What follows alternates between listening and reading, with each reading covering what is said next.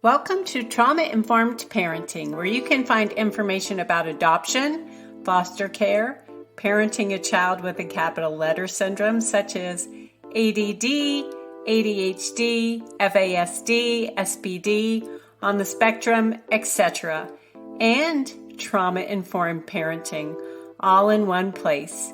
I'm Kathleen Guire, your host, mother of 7, 4 through adoption, former National Parent of the Year, author, teacher, and speaker, but more important than any of those things, I'm a parent just like you. I know what it's like to raise kiddos with trauma histories and capital letter syndromes.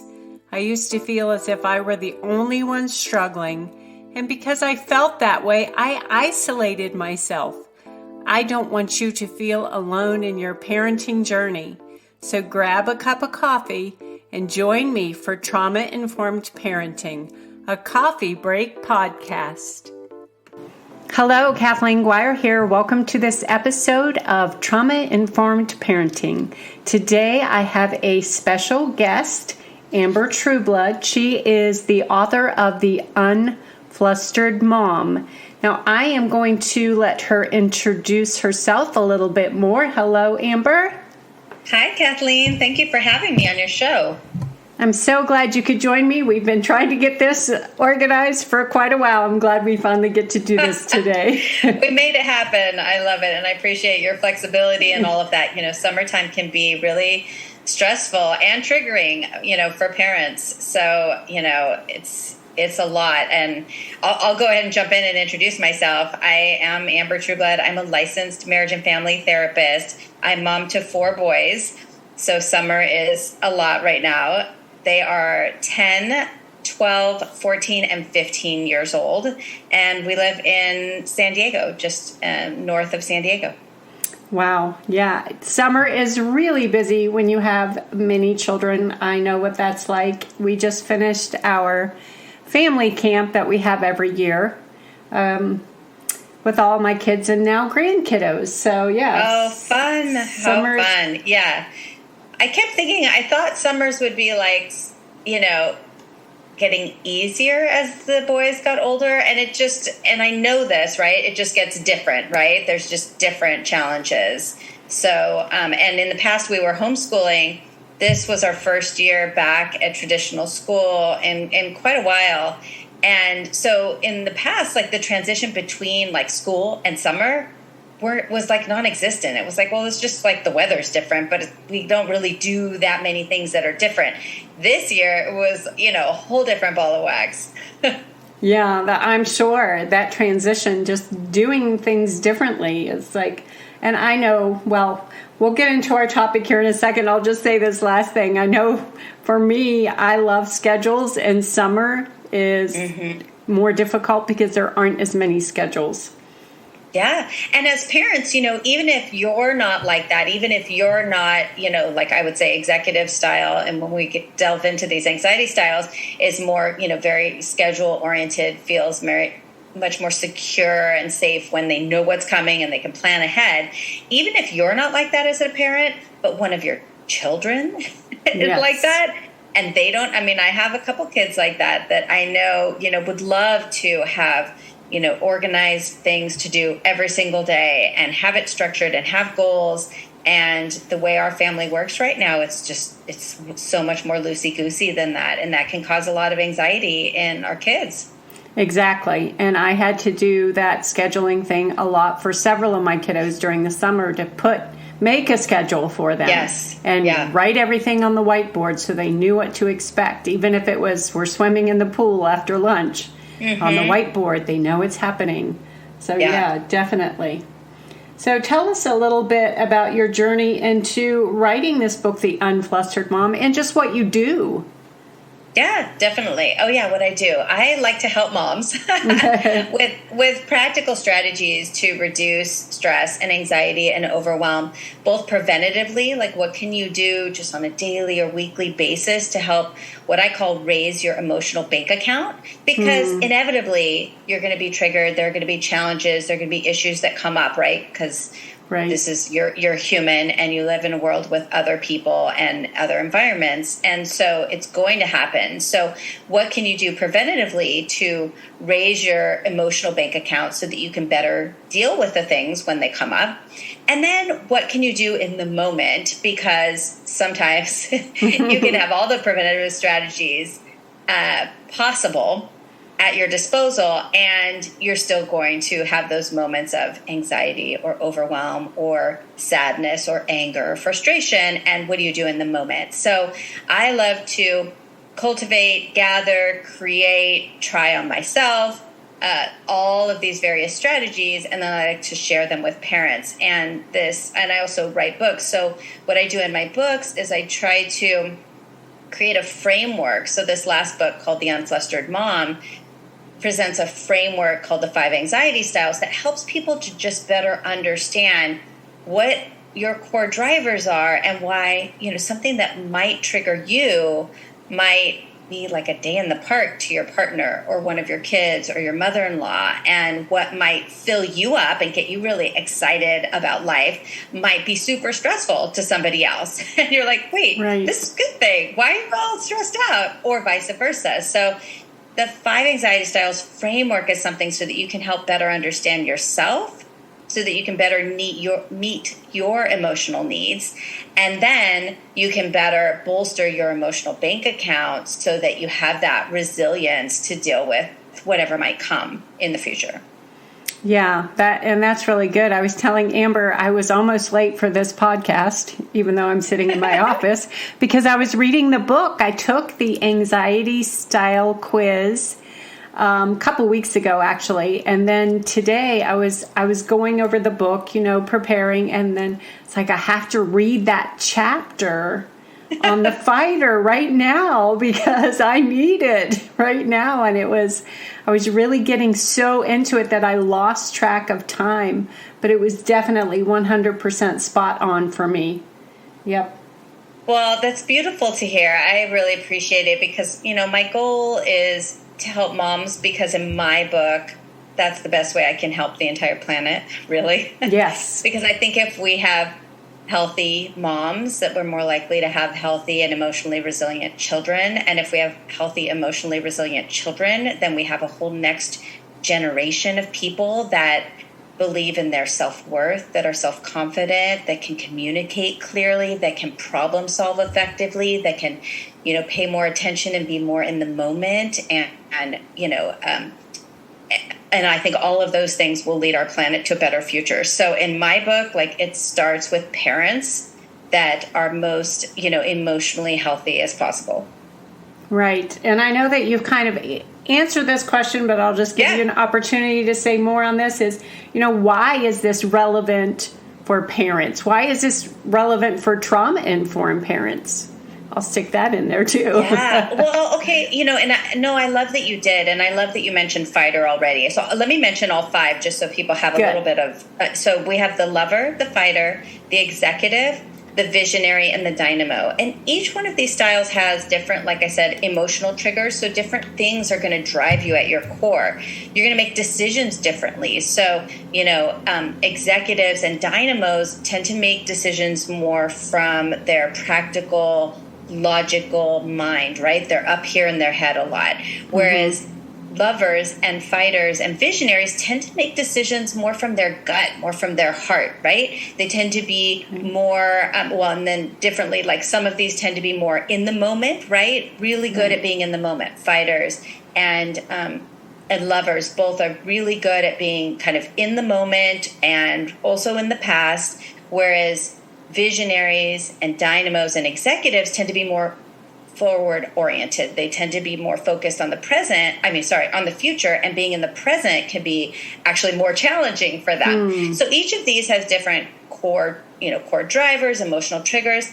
They also each have different, what I call superhero traits. So when you develop this anxiety style, it's also informing where you flourish, like where you are really gifted. And this is important for 2 things. It's important for everybody to acknowledge, where are your gifts? What are you really good at? Are you really good at organizing and you're very loyal and trustworthy and dependable? Or are you amazing at really enjoying the moment and appreciating the present moment and connecting with people? And are you really intuitive about people's moods and you can really read people well? Or are you very good at accomplishing things, setting your goals and accomplishing them in a strategic, like super efficient manner, right? All of these are wonderful things, but it's unlikely you're great at all of them. So where are your gifts? Let's stop and like really acknowledge and celebrate those. And then like with that, part of it is acknowledging that like not everybody is as good at those things as you are.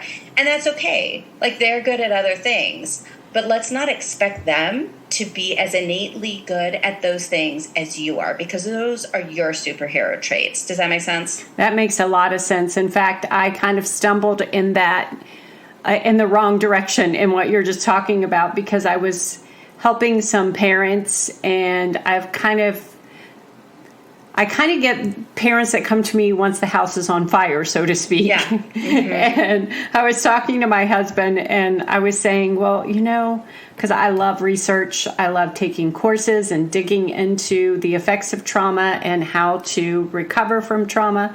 And I just kind of said, well, why can't they just do some research? Right. Yeah. But it's like so simple, right? No, because first of all, their house is on fire. I know. Exactly. Their house is on fire, so to speak. They're not getting out a course or reading a book, or they're just like, oh my gosh, help me. And because that is one of my strengths, because I can really dig in, obviously, and lose track of time while I'm doing it.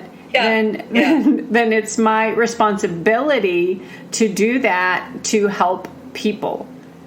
So, and I think that's a great thing about your strengths is they're not just for you. Yeah. It's not just like working out so you get bigger muscles or whatever. You're working out so that you can do more, have more energy, help more people. And I research so that I can take that, extract the information, simplify it, and put it out there in little tiny bites so that people can learn and grow, so I can encourage, educate, and equip other people. Beautiful. Oh, that's beautiful. Well, and I want to delve into, because I know we don't have time to delve into each one specifically, but I think that if we delve into fighter a little bit, I think that would maybe benefit your audience the most and give them an idea of like how much detail the book goes into in each of the areas. Does that sound good? That sounds perfect. Plus, I can take notes while you talk. Okay. So for fighters, it's interesting because what can be emotionally triggering to a fighter is sometimes surprising to people who are not fighters. So where fighters can feel most anxious is sometimes when everything is quiet, when everything is good, when everything is kind of going smoothly. That can be very, very unsettling for fighters because they tend to identify themselves as survivors.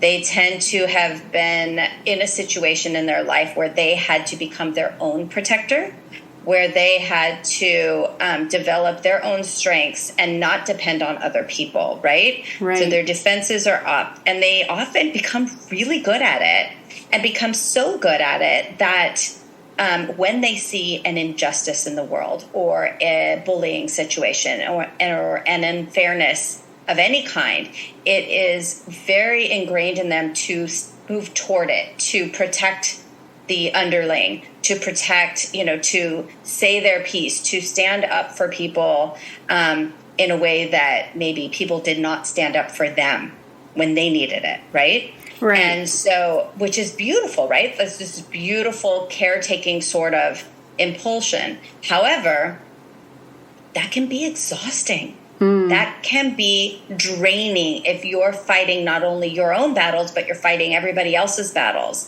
And you might be also so much more comfortable in the chaos that sometimes fighters will poke at things because I'm going to speak for a fighter now, I'd rather know what's coming and be in it than like be anticipating something bad. Like that feels very uncomfortable. So I might poke at a new relationship so that I know your limits. I know what you're capable of, because right now you seem all nice and everybody's just fine, but I know that won't last.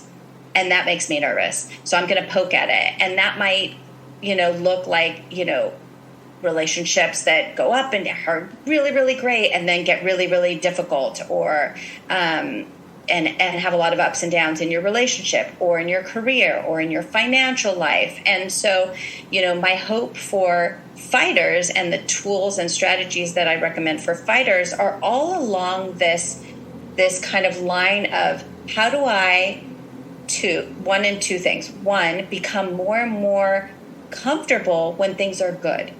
And know that not only do I deserve, to have things go good and smooth, but sometimes that can also feel boring, right? It's just like, it's so boring. Yeah. So how can I still feel that excitement in life, that kind of adrenaline surge that comes with life's challenges and fighting the bad guy, or protecting, the underling? How can I still get that feeling of, that adrenaline high, so to speak, but in a healthier way? How do I become the chooser of it, so it's not things coming at me, but I choose when I want to fight? So maybe I sign up for, sprint marathons when I've never run or swam a day in my life, or decide to play the guitar, or decide to plan a trip to a foreign country where they don't speak English and I don't speak the language, and I'm just going to throw myself in it. And that sounds exciting, but it's safe. It's not something that's going to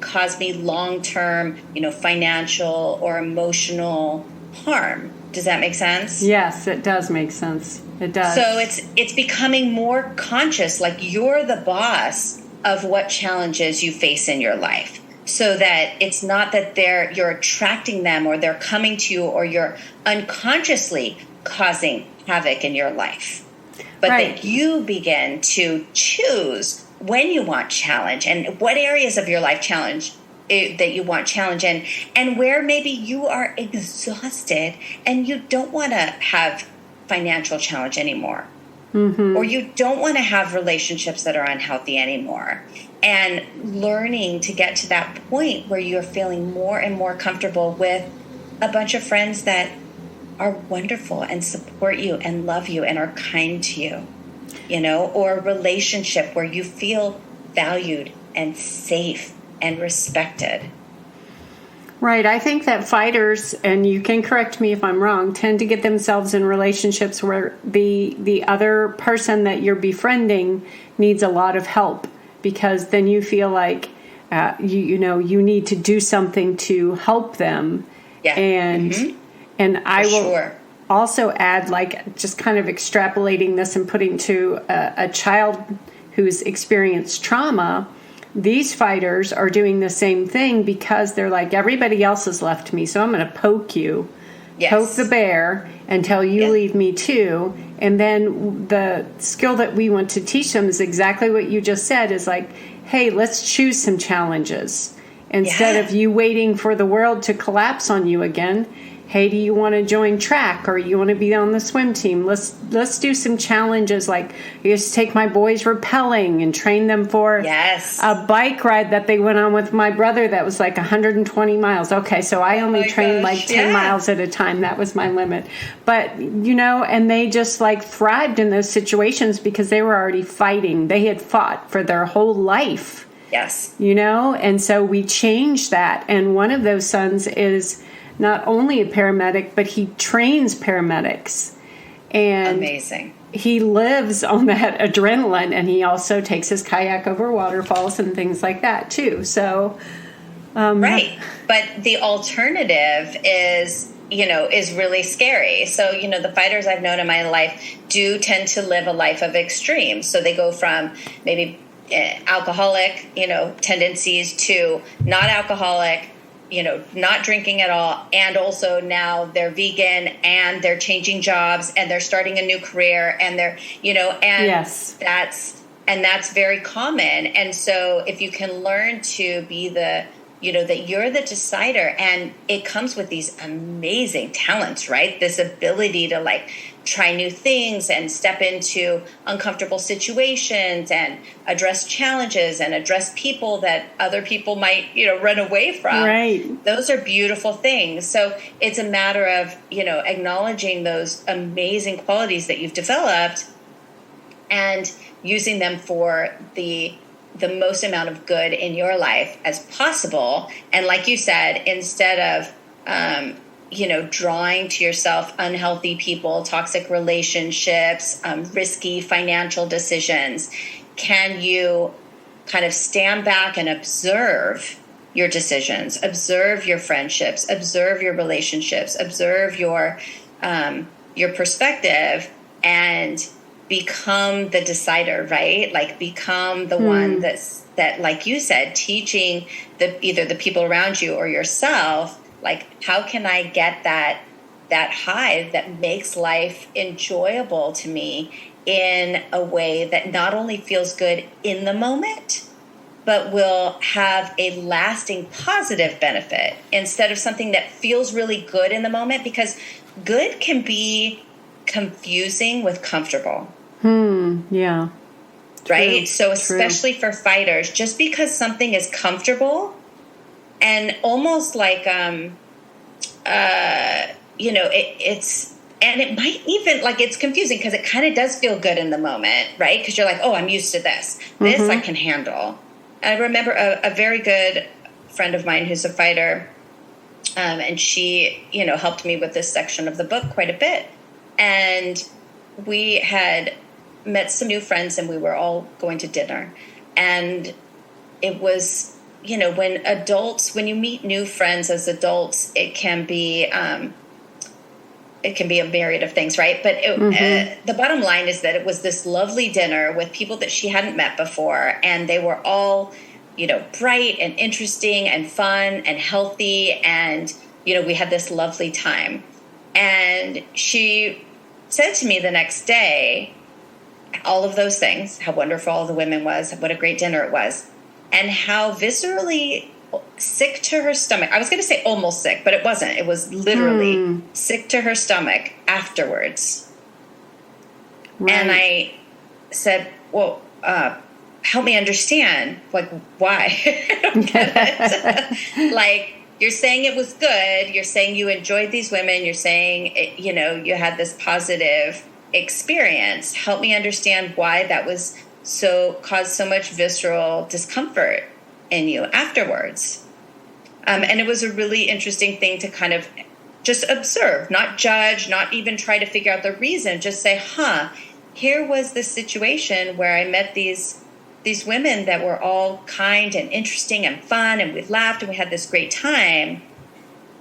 What is it in me that caused me to feel so uncomfortable in that? And can I acknowledge that, be kind to myself, and say, wow, I am really worthy of having people like this around me. I might be uncomfortable with it because it's so foreign. I'm not accustomed to it.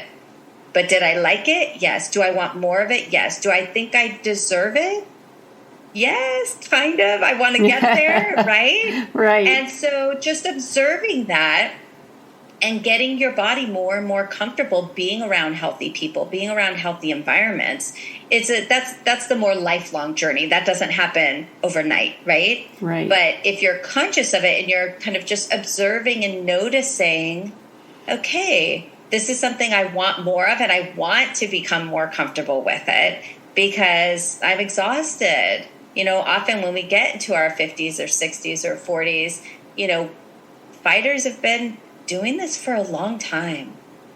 Yeah, and I 100% agree. I was telling you before we started recording, we were kind of like, we should have been recording then.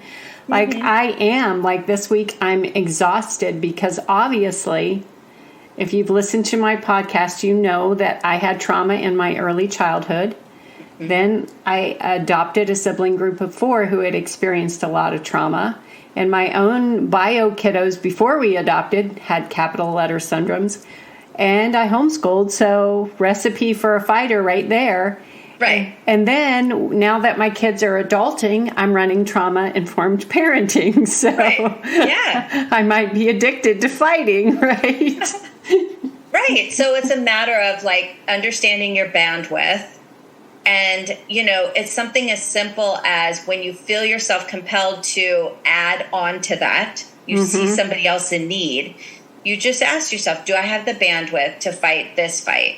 Like, can it wait? Can I delay? Can I connect them with somebody else who has more of a bandwidth and is ready to get involved? Because two things. It's beautiful what you're doing. It's beautiful. It's beautiful. But you also need to maintain your own emotional bank account so that you can keep fighting all of the battles you've already committed to fighting. Exactly. Exactly. And that's what happened this week. I did a live trauma-informed parenting workshop, and it was amazing. But I always do like a trauma trigger. You're going to be triggered during this workshop, even if you're learning about your kiddos. And I just I'm such an empath as well that I left just exhausted for the next 2 days. And then I don't know how many fighters do this, but it's when you were describing that scenario of going out with friends that are interesting and encouraging and exciting, my mind was saying, I don't deserve that. Yeah. I don't deserve to do that. I should be doing more workshops. I am just using you as a counseling session right now. Well, and that's the second part of what I wanted to say to fighters is, you are not responsible to save everybody. Yeah. You're just not. You're not. And, and this was, so I don't have the fighter tendency, but I have the empath tendency. And for me, I'm a dynamo. For me as a dynamo, what that looks like is understanding my own emotional bandwidth really, really clearly. And for me, I know I could not do your work because as an empath, and I don't know how you do it as an empath, as an empath, I become completely not functional. Once I hear these stories, I ruminate about them. I can't sleep about them. And I know that for me, I'm not good. I'm no good to anybody then. I am no good to anybody because I can barely function. And so for me, I stay on the practical strategies to reduce stress and overwhelm. I stay on that side of it because I know for myself, I become less functional when I try to take on very deep, emotionally, traumatic clients. Right. And who are dealing with that trauma. They often have it, but I'm not the one to help them move through it like you do. So I don't know how you do that as an empath. So you have an interesting combination of empath and fighter. And that's super interesting and super challenging, which to me means you not only need to put that much more time and energy into refueling your emotional bank account as much as possible, because if this is your mission in life, then it's going to take a lot of refilling. You have a cup that's serving a lot of people, and it needs to be refilled as often as possible if you want to keep doing this without causing yourself an eventual physical ailment, or it's going to come out another way in your body. Right, because the body keeps the score. I know that. Right. And so if you want to keep this up, it's not a luxury. It's part of what is going to even make it possible for you to continue, is refilling. And I was just writing an article about this morning for Psychology Today about what refills your emotional bank account is going to be different when you're a fighter versus an executive versus a lover. Each one of these, what's going to refuel a lover might be the opposite of what refuels a visionary, so really, and the way you find what refuels you is often what sounds really weird to you. I like to say that you're going to know what it is when it's something that other people would go, really? Yeah. And really that? I know what mine is because it's funny what you were saying earlier is like I literally wrote in my journal this morning, you don't have to save everyone, Kathleen. I was like doing one of those morning journal just vomits. And let's take it a bit further than that.